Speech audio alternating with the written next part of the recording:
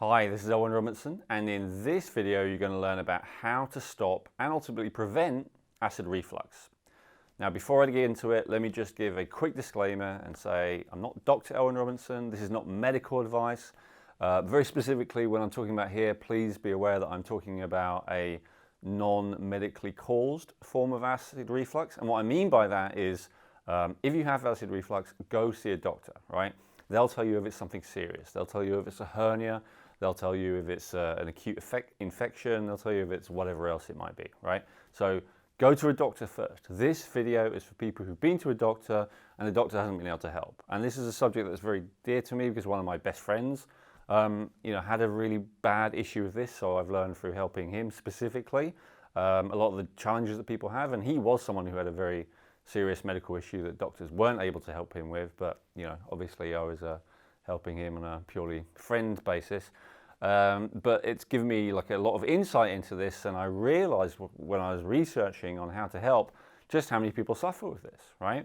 An estimated 20% of Americans suffer with a chronic acid reflux problem, and about 5% have the issue every day of their lives, or every day for many, many years. So this is a really serious issue. It's extremely unpleasant, it's uncomfortable. In extremes, acid reflux has been mistaken for a heart attack, so shows how bad it is. It can feel life-threatening. I know that when my friend had it, he had it in a really extreme way, which meant that he wasn't able to eat, he wasn't able to drink, wasn't able to sleep. Of those things, all of which are unpleasant, probably the most serious is not being able to drink, right? Because your body can survive for months without food, it can survive for maybe a week without sleep, but it can only survive 2 or 3 days without water. So it's pretty serious, right? This is a serious condition, so please understand I respect this as a serious issue, even though it's, maybe some people treat it as if it's not. And I'm going to give you the very best advice that I possibly can to help to resolve the issue. So let's get straight into it. The way these videos work is, first of all, we cover what the causes are, then we get into the immediate actions that you can take, and then we look at what you can do to create a more permanent long-term solution. The reason why we start with the cause is because if you don't understand what the cause of the problem is, how are you going to know how to fix it? And also, if you don't understand what the causes are, a lot of my advice may not make any sense. So you need to understand where it's actually coming from first. And in the case of this video, as with many of my videos, I'm going to list a bunch of things, and they may not all be causes, but often it's not only one cause, right? It's very rare that the way that things work is there's one cause for one problem that has one symptom, right? It tends to be a conglomeration of correlated causes which lead to a symptom complex, like all kinds of different symptoms showing up in various ways. That's the real world, right? So that's what we're going to be dealing with here. So I'll give you the top 7 most likely causes, again, are non-medical. And generally in these videos, we start with the thing that's the most well-known at the top of causes, and we progress to the less well-known as we go on. And so this one should be pretty obvious, right? A poor diet. If you eat a unhealthy diet, if you eat junk food, if you eat sweets, if you eat fast food, all of that kind of thing, it's very likely that a poor diet, especially over time, cumulatively, if you eat it frequently, if you overeat it, if you eat it over the course of months, years and decades, then that can cause issues with the whole digestive system, specifically the stomach, that can lead to ultimately acid reflux, right? So a poor diet is definitely, obviously a challenge. Also though, is an inappropriate diet, and this one is a little bit harder to navigate, because what is an inappropriate diet? Well, that actually depends on the person. Now, I'm not saying that every person is totally different and totally unique.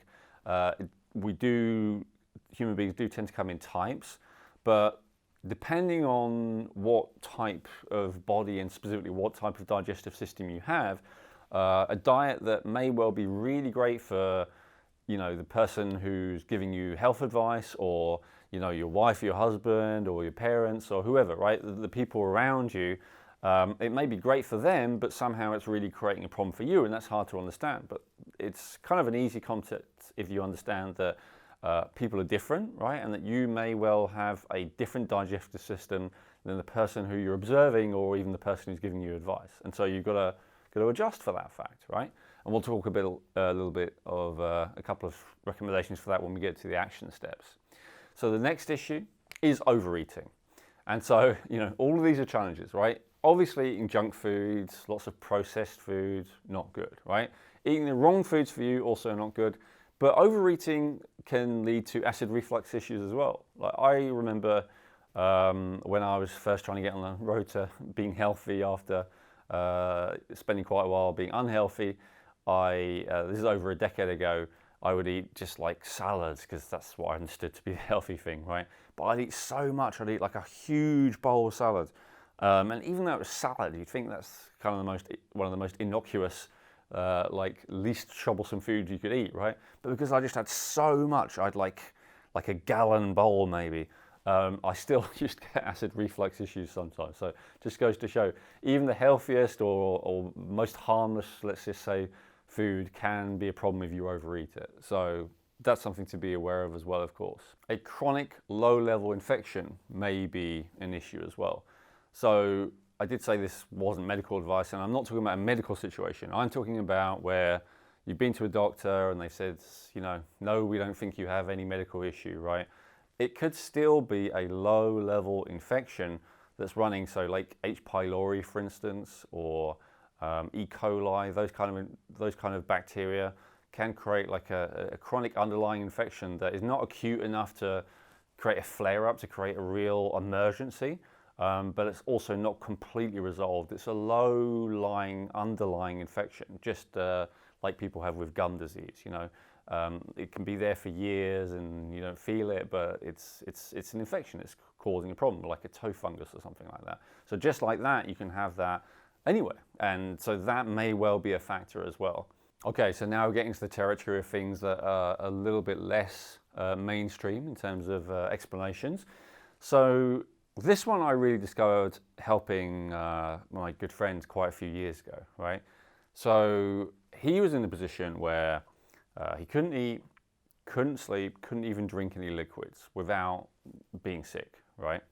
So that's a pretty difficult situation. Doctors weren't able to help. So he had like a nutritionist who'd been giving him advice previously, because this had been an ongoing issue for a long time. And that person recommended various juices and stuff to help. But when it actually came to it, and that was specific for his body type, otherwise I'd share that recipe here, but it depends on the person. But that was specific to him. But the problem was, remember, he couldn't even drink liquids, right? So he was in that position where, and this is an interesting thing for a natural health person. Well, if you think even in the mainstream medical world, they basically have two things that they do usually, right? It's either give you drugs or cut you up. The cutting up isn't an option for me. So a lot of the time the instinct is, oh, why don't you try taking this? Why don't you try taking that? Especially if a person has digestive system issues. But in that case, we couldn't do that, right? So in the end, I just went back to my basic kind of teaching that I've been teaching for many years. And I said, okay, well, if someone has got so much stomach acid that it's coming up, right, and it's making them nauseous and not able to eat and drink and all the rest of it, what would that be in my usual system? And so what I realized is in my usual system, what I teach is whenever we have those kind of eruptions, whether it's eruption coming out of our skin or whether it's an eruption coming out of our nose, or in this case, an eruption coming out of the stomach, it's generally always because the whole eliminative organ system and the eliminative channels have become blocked and overloaded, and so it just starts pouring out places that it's not supposed to, right? In the form of a skin rash, or in the form of a cold, or in the form of acid reflux, or in the form of diarrhea, or whatever it might be, right? So what I recommended to this person is what I'm going to recommend when we get to the immediate action steps, and it was the only thing that helped, right? So understanding that may well be the issue, that your intestines are backed up. First of all, your large intestine gets backed up, then your small intestine gets backed up. That's actually easier to have happen because it's very long. It's about 30 feet, it's got 150 corners. It's not smooth, it's kind of knobbly, so like there's infinite room for stuff to get stuck in there. And then when stuff gets stuck there, then the liver gets overloaded, the lymphatic system gets overloaded, the whole digestive tract can start to get backed up until eventually, like if you try and pour any food on top of there, your body just rejects it. And it's actually the liver rejecting it, but it happens in the form of, you feel it in your stomach, not really a liver, even though it's the liver treating this thing as if it's something that it wants to get back out again. It's decided that generally the liver would only do that if the thing you've consumed is too toxic, right? It's the purgative response, but your liver starts to treat everything as toxic if it's fundamentally overloaded, and that's where the challenge is. So I've got a very detailed video that talks a lot more about that, that you can check out. There's a link for it underneath this video, but for now, we'll get on to the next thing. And I'll address these two together, even though they definitely can be separate, they often come together. And so that's chronic stress and chronic tension. So chronic stress, there's nothing wrong with stress if it's acute, meaning if something is stressful, it doesn't damage your body, it doesn't traumatize you, but it's stressful. Like say, getting into an ice cold bath, or eating a red hot pepper, or running very quickly up a hill, right? All these things are very stressful to the body, but so long as you're not doing them all day, every day, they're fine. They're actually good for you. These things are good for you. But when you have a chronic low-lying stress, so that's less of the adrenal chemicals like adrenaline and noradrenaline and more of the cortisol, more of that relentless, and the best description I've ever heard for cortisol is it's a feeling that tells you there's something wrong, I've got to do something. There's something wrong, I've got to do something, right? And that's always there in you. It's very hard to relax. It's very hard to just be present, be happy, be at peace, because there's always that thing running in the back of you.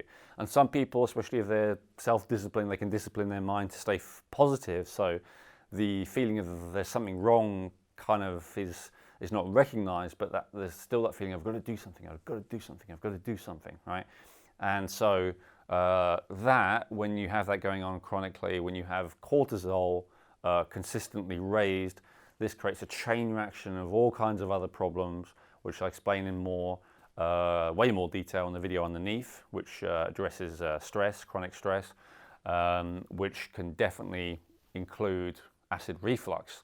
And in the most obvious way, because when you have chronic stress, you also tend to have chronic tension. And so this is where we get a little bit esoteric or non-Western, but depending on what kind of stress you have, you'll tend to hold it in different areas of the body. So if you have a lot of like stress like anxiety, fear, that tends to be held more in the lower back kind of area, for instance, or people feel it in the belly as well. So this kind of band area from the kidneys at the back to the navel at the front.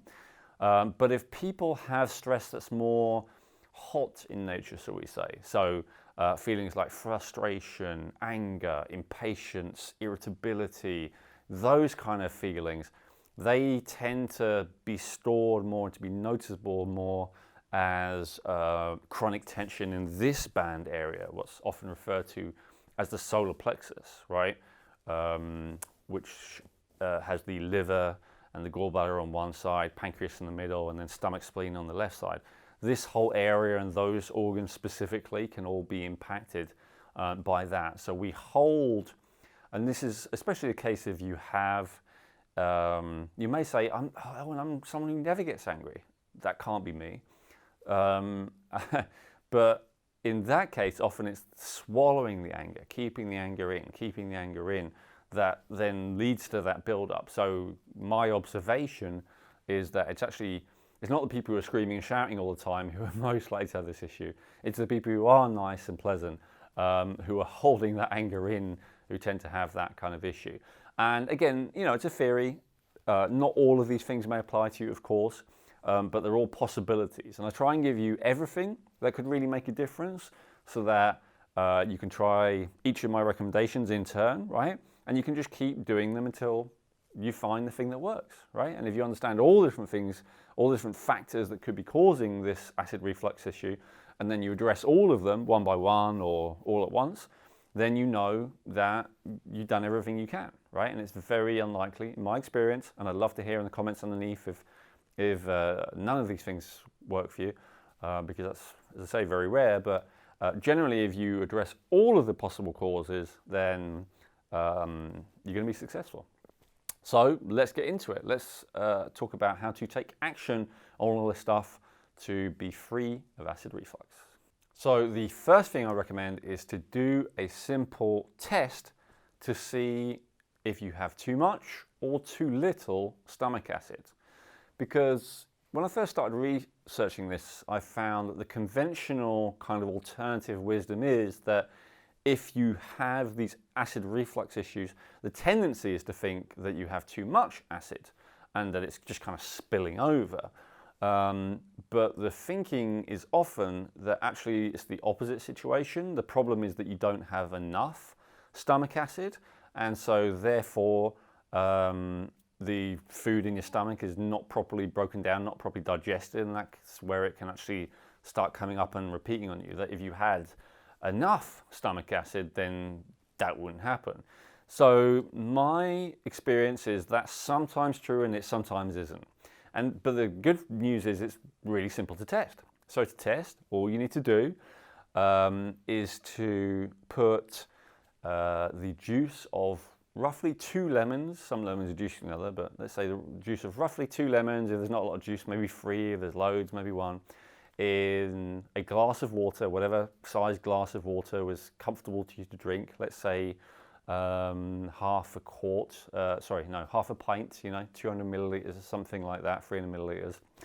So to test this, drink that about 10-20 minutes before a meal and see how it makes you feel. So drink it on an empty stomach, right? If you have an excess of stomach acid, then adding that extra acid is going to make you feel worse, right? So proceed with caution with this test, by the way. That tells you, okay, so my issue is that I have an excess of stomach acid, or at least when I did that test, I definitely did, right? You can do it a few times if you want to make sure. But generally, if you test it once, it tends to stay the same. The other side, if you do not have any negative reaction and you actually find it easier to digest your meal than you normally do, then that's a very good sign that you actually do lack stomach acid. And that could then be really helpful information because you can address that in various ways, which I'll talk about in a second. First though, I've got to address this one, the elephant in the room. You've got to cut out the things that are obviously going to make this thing worse, right? Now, you can try, if you are skeptical, you really don't want to give up any of these things, or I don't like the terminology give up usually because it implies you're missing out on something, just cut them out, right? What you could do is just remove one at a time and see what difference it makes. The problem with that is it's not a very good test because often if anything's irritating the stomach, then it's irritated. So you could cut each of these out one at a time and find that none of that helps, right? So that's not really a fair test. What you can do is cut all of them out, see if it helps, which it undoubtedly will, at least a little bit. And then after you've had at least a week, ideally a few weeks, ideally a few months, but let's say at least 2 or 3 weeks without those things, then you can add just one of these categories back at a time and see if that's the thing that's bothering you or not, right? So junk food isn't good for anyone, right, by definition. So whatever your definition of junk food is, we all know what it is, right? That's not good for you. Sugar, some people say it's okay, some people don't. It's not. It's not good for you, but the question is it causing this acid reflux in you, or is it at least a contributing factor? Cut it out. Ideally, just cut it out forever because you don't need that shit. But if you must, add it back in again after a period of time. See what it does. Notice what it does to your stomach. Next, spicy foods. So unlike the first 2 categories, not innately bad, right? When I say I use the common term spicy, we're talking about hot foods, though, right? So chili, cayenne, garlic, ginger, those kind of things, right? I'm not a fan of garlic because it's an antibiotic. It kills your beneficial bacteria. But other than that, like general spices, they're not innately bad. Like junk food is innately bad, sugar is innately bad, spicy food isn't innately bad. It may, however, be innately bad for your type, right? And to find out more about the different body types, check out link underneath this video where we go in great detail about talking about the different body types. But it may well be that the spicy just isn't good for your body type, right? So in that case, it may not be a good idea, full stop. But even if you're the body type that thrives on spices, if you have this acid reflux issue, you might still well feel better cutting it out, at least temporarily, because it stimulates more stomach activity, right? So even though like ultimately a lot of like spices can be good for the digestive system because they're like strong and they can irritate the stomach lining before they've had a chance to be processed and digested, that's where they're not optimal if you've got this particular issue. And then fatty foods as well. Now again, fatty foods kind of depends. Am I saying avocado is bad? No. But I am saying that generally a lot of fat, that's more the issue, so hence fatty, right? A lot of fat. For some body types, a lot of fat is good. For some body types, it's not. But the key thing is, again, if you've got this acid reflux issue, especially chronically, you may do better for a while just reducing the fat and obviously only having good fat. So not having hydrogenated oils, trans fats, soy oil, or that really bad quality oil. So 3 other things you can try, and this is in the way of helping yourself, but it could also be kind of in the way of working out what's going on, and that's betaine hydrochloride, often written betaine HCl, ox bile, and digestive enzymes. Now, you can just go for like one formula that contains all of those things, or if you want to kind of be a little bit more investigative, you can have them separately and see what the impact of each of them is. If you do have an excess of stomach acid, betaine HCl is not a good idea, right? Betaine HCl is a stomach acid supplement. So that's really only a thing that you even want to try if you do that test with the lemon juice and it improves your digestion. Now, people might say, well, you know, if the lemon juice helps me digest and lowers my acid reflux, why would I bother with betaine HCl? Good question. Maybe you wouldn't, right? It depends. It's another thing to try. You may well find that it's more effective. For a period of time when I had low stomach acid, which was a long time ago now, but I remember it, I personally found that betaine HCl was more effective than using lemon juice or citric acid or any other kind of like acid substitute. So, you know, it can be a good thing. So if you have low stomach acid, that's worth trying. But you may not have that issue, you may still benefit from the other two. So ox bile is a kind of like a liver digestive juice supplement, right? So whereas betaine is a stomach digestive juice supplement, if your stomach is not producing enough, ox bile is a liver digestive juice supplement. Right, bile, if your liver is not producing enough. I have a body type that tends to have a weak liver that doesn't produce enough bile. So if I were to supplement anything, which I don't, but if I did, that would be the #1 thing that would be helpful because my liver wasn't making enough bile. So that was assisting in the process. And remember, even though you feel the stomach when you have acid reflux, the root cause of it may well be the liver, right? Because we said it's the liver that sends the signal to the stomach to send whatever it is you just consumed back up, like it doesn't want it. So helping the liver to digest can be really helpful as well. Digestive enzymes are a supplement for what the pancreas specifically, and also to some degree spleen, would be naturally producing.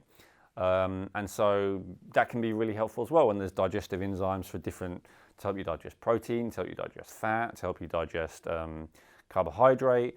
If gluten is an issue, if dairy is an issue, there's digestive enzymes specifically to help with digesting those different things.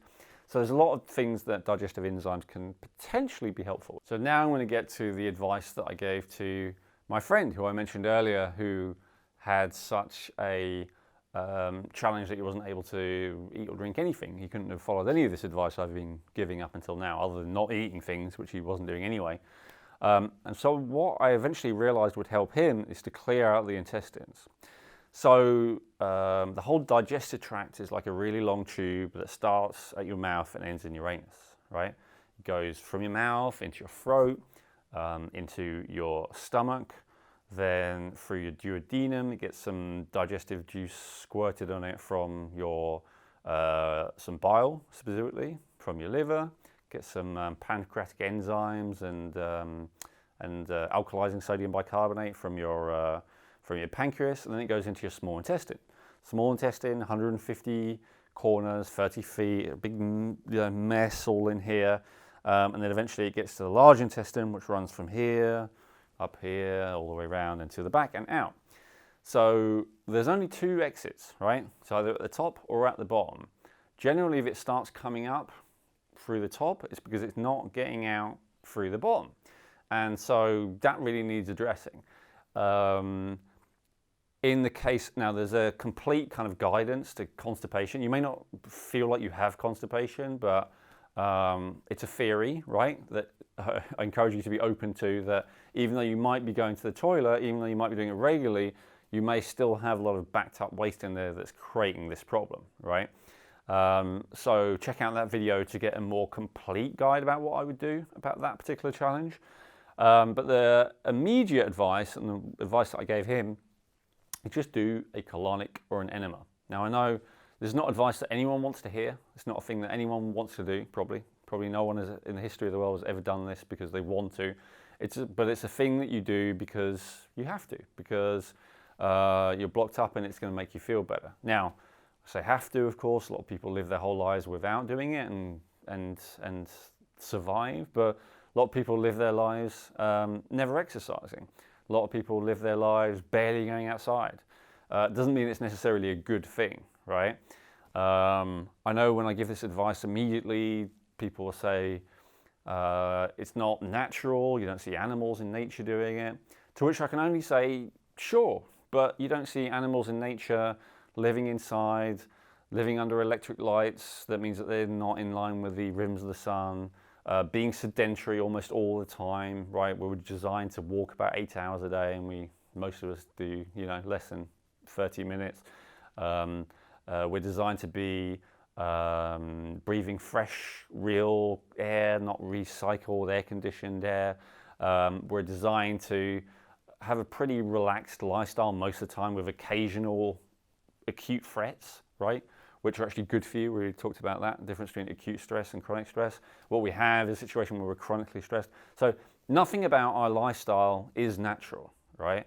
And so, yes, it's also not natural to manually clear your intestines in that way, but given that you're already in a very unnatural position, if you consider, oh, this could be a case, especially if you know you're constipated, right? And generally the first thing that you do if you're constipated is to try and consume something to move that through. But if your body is like reacting to what you're consuming, then you don't have that option. So then pulling it out from the other side, from the bottom end, is a fantastically effective thing to do. Again, not the kind of thing that I ever thought I would end up doing, let alone recommending publicly, but it's been one of the things that's profoundly impacted the quality of my life. I'm actually trained in doing the colonic hydrotherapy in a place in Hollywood, in LA, the USA, and I found out there from my teacher that so many of these people who are public personalities and figures and all the rest of it, they're doing it, they just don't talk about it, especially the men, right? But it's one of the things that they do to make sure that they stay young, because the more that waste backs up inside of you, the more it creates problems in every area of your body, right? Having it back up, so that it starts to come up your back up your esophagus into your mouth, is just one of the many ways that it can that having that toxicity built up in you can create a problem, or having that waste built up in you can create a problem. But it can create a problem in so many ways, like I've already mentioned. So this is a really good, immediate, effective thing to do, especially if you're feeling pretty bad. But of course, it's up to you. Next one. So far, everything I've been recommending has been more on the level of chemistry, right? Saying this chemical stuff going on in the body and what you need to do about it. But what if the problem is more mechanical? Meaning, what if this acid reflux is specifically a manifestation of chronic stress or especially chronic tension in that area of the body, right? Well, the best thing that I found that helps to address tension in that area, and I say the best, it might be the only thing that I found that's really effective, is something called Qi Nei Sung. Now, this is a Taoist technique. So Taoists are the same people who invented the yin-yang symbol and acupuncture and kung fu, right? Some of the things you may have heard of. So Qigong is another thing that's fairly well known, Tai Chi. Well, one of the things that they do, the Taoists really believe that the whole digestive tract is a seat of consciousness. And of course, this is something that has been validated relatively recently in the Western world. Both of our understanding of the enteric nervous system, how we have cells that look a lot like brain cells in the digestive tract, especially the intestines, as well as by the whole microbiome understanding that we have this like colonies of live things that impact our life and our well-being and our quality of life in very serious ways. So all of that stuff has kind of affirmed that, but going back thousands of years, they've had this perspective that in order to be a more spiritual person, in order to do what you're here on this earth to do from their point of view, which is to be a conduit between heaven and earth, in order to do that, the kind of center point for that conduit job is around the navel, and around the navel, the small intestine. And so any blockage to that, to them, is a bit more profound than just a major health issue. And it's the root cause of a lot of health issues in the Ayurvedic system, which is the Indian system, again, thousands of years old system. They say that stagnation in this area is the root of all disease. Now, I wouldn't quite go that far, but if you check out the video where I talk about this, I'll kind of address those concepts a little bit more. Anyway, to get back to it, so as well as clearing physical blockage in the form of stuff, there's also mechanical blockage in the form of chronic patterns of tension, right, which often have an emotional basis, as we talked about. And so whether it's for getting that physical stuff moving out, as well as actually relieving that tension in that area, Qi Nei Sung is really good. So there's a video below where you can find out more about that. I've trained in it as well, my wife's trained in it. It's a fantastically useful thing to be able to know how to do, to be able to help someone who has digestive challenges. And again, you know, from a certain perspective, all challenges are rooted in digestive challenges. And it's a really good, immediately helpful thing that can help with acid reflux, which is why I mention it here. Okay, so what about a more permanent solution to the issue of this recurring acid reflux, right? These are all things that you can keep doing, but they're also things that are temporary to some degree. What about a permanent solution? So the first thing I look at is clearing the intestines and liver. And when I say clearing, I don't just mean, you know, like you can fairly quickly clear the large intestine with a colonic and enema, with consuming various things, which we cover in the constipation video. But what about the small intestine? That's a lot more difficult to clear. And what about the liver? That's more difficult to clear still. Now, to some degree, if you clear out the large intestine, the small intestine starts dumping into the large intestine, the liver starts dumping into the small intestine, the lymph starts dumping. So there is some benefit to even just clearing out the large intestine. But what I'm really talking about here is a thorough strategy of clearing out. And that's the thing that permanently helped my friend, right? That he actually dedicated himself to that on a serious basis. And the more that he did it, the better he felt. Correct breathing. So there's a few things to be said about this. I have a very detailed video where I go through this. It's one of the most important things you can ever learn or ever do. It's absolutely fantastic. So check out the video on correct breathing and oxygenating your cells underneath this in the link. However, let me address why this is so important in this context. So first of all, do you remember when I said earlier that people who had a lot of tension in this area, which may show up as issues with like the stomach or the liver, that those people had a tendency to swallow their emotions, especially swallowing feelings like impatience and irritation and anger? Well, generally, when we hold on to emotions, it's because we're not breathing correctly. So once you learn how to breathe correctly, that makes a huge difference to your quality of life, because we tend to think that there is only two ways of, or only two things you can do with a painful feeling, right? Like anger, like fear, like sadness, whatever. You can either express it, but depending on what it is, like, it can be dangerous to express fear sometimes because it just means that you're going to get more punishment. It can be dangerous to express anger, most definitely, right? You can hurt people that you love. It can be potentially dangerous to express any emotion, and it's definitely dangerous long term to keep swallowing that emotion.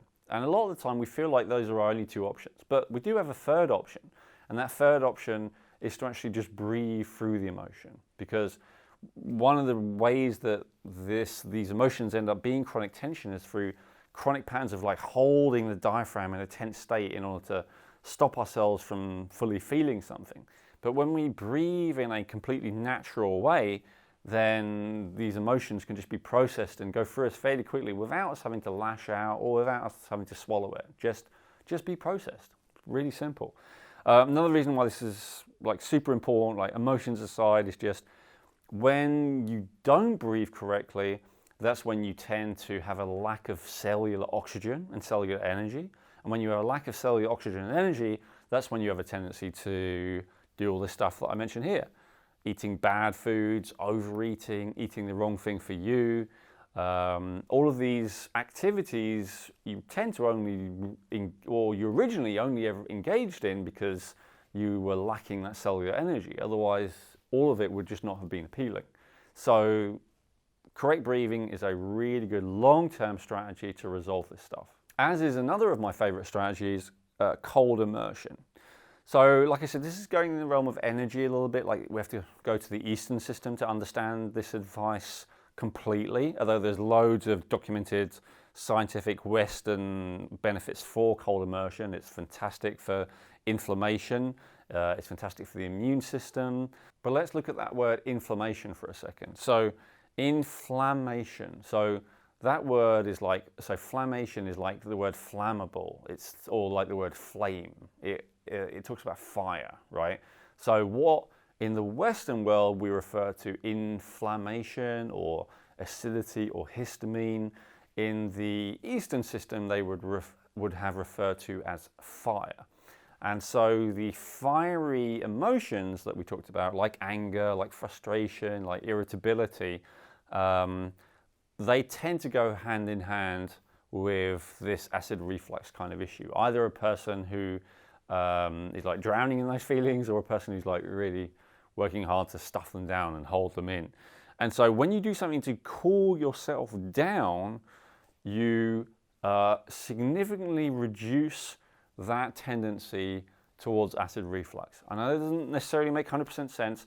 It's something that I don't expect you to believe or not believe. I just give it to you as the possibility of something that you can try, right? So you may have noticed, like, if you know when that acid reflux is coming, if you were to, and I'm not a huge fan of cold showers, though they're okay, but they're only cooling down really a little area of your body, and they're quite shocking. So like the stress factor is high, even though it's acute stress, so it's okay. Whereas the cooling effect is quite minimal. When you immerse yourself in cold water, or maybe ultimately ice cold water, it really sucks the heat out of you, and you will find it has a very beneficial effect on acid reflux. You will also probably find the opposite. If you were on the brink of having an acid reflux episode and then you get in a hot bath, or you get in a sauna, or you do something like exert yourself in some way that makes you hot, then you'll find that actually makes it worse. So generally, cooling down, good. Heating up in this situation is likely to actually make it worse. Now that can be contradictory, because sometimes the advice is given to help your digestion, to have warming things like having ginger, because it helps to warm the digestive system.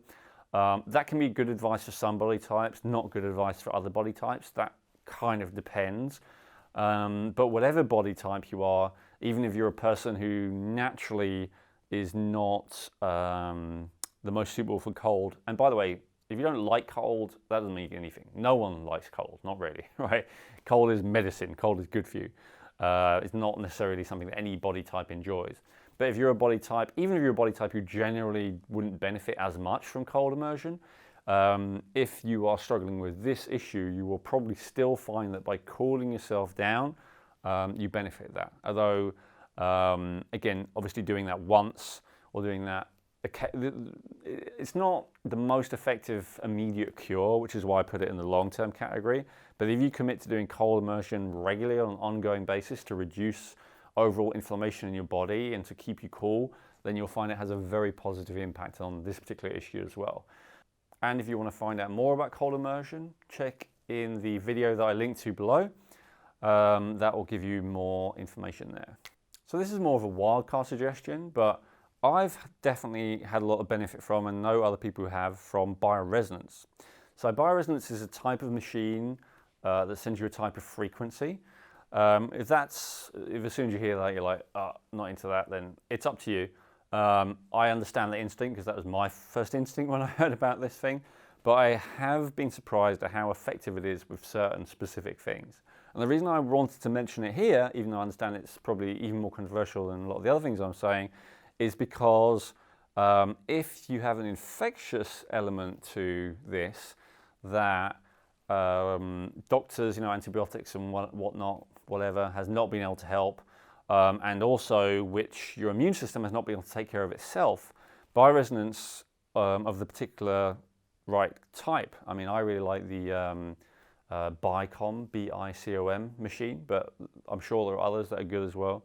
But Bioresonance of the right type, even a zapper, which you can get for $30, $40, something like that, sends a particular frequency that disrupts these organisms, and that could really help as well. That helps with some people. So that's something that you may want to try, especially if you're finding that a lot of these other suggestions aren't working, because cold immersion is great for the immune system, but it isn't immediate. This can be immediately effective if you have some kind of low-lying infection. Not guaranteed, but it's possible.